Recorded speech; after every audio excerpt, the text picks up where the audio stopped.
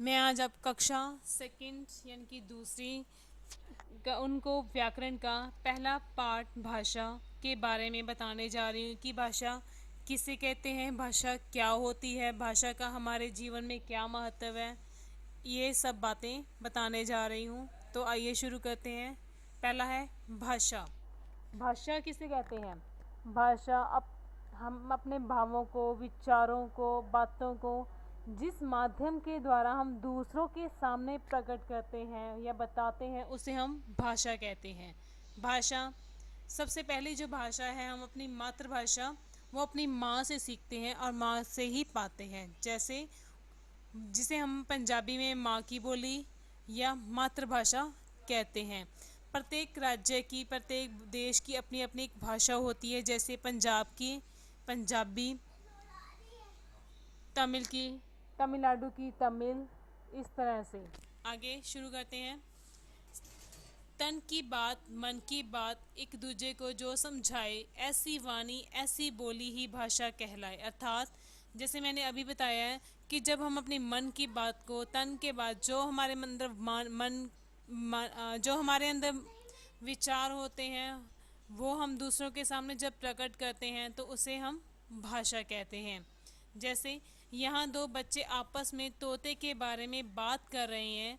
बच्चे बोलकर और सुनकर अपने मन की बात या विचार एक दूसरे को बता रहे हैं। भाषा का अर्थ होता है कि एक जब व्यक्ति बोल रहा है तो दूसरा उसको सुन रहा है, समझ रहा है। तो इसका मतलब है वो उसकी बात को ध्यान से समझ रहा है। आगे, इस चित्र में एक महिला ने अपनी ज़रूरत का सामान लिखकर दुकानदार को दिया और उसने पढ़कर सामान निकाला। इस तरह यहाँ लिखकर पढ़कर विचारों का आदान प्रदान हुआ है। तो बोलकर, सुनकर, लिखकर, पढ़कर अपने मन की बात, विचार या भाव एक दूसरे को बताना भाषा कहलाती है। आगे,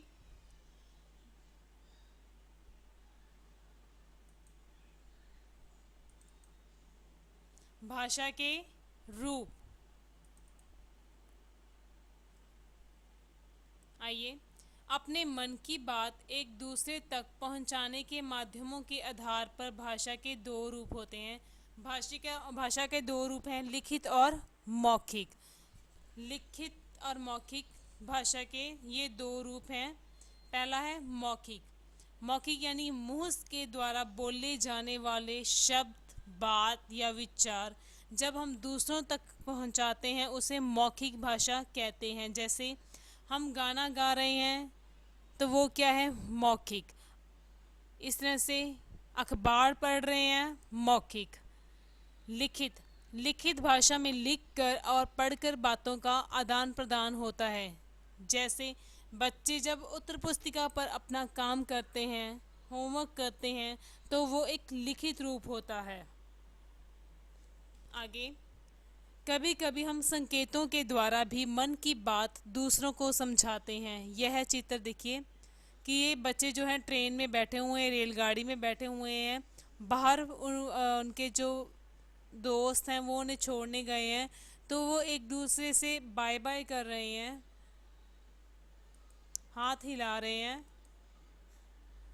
यह एक रेलवे स्टेशन का चित्र है जहां रेल में बैठा बच्चा अपने संबंधियों यानी कि रिलेटिव्स को हाथ हिलाकर बाय बाय कर रहा है। वहीं सभी संबंधी भी हाथ आगे से हिला रहे हैं, अर्थात वो उन्हें अपने जाने का संकेत दे रहे हैं कि हम इसके बाद जा रहे हैं। आगे,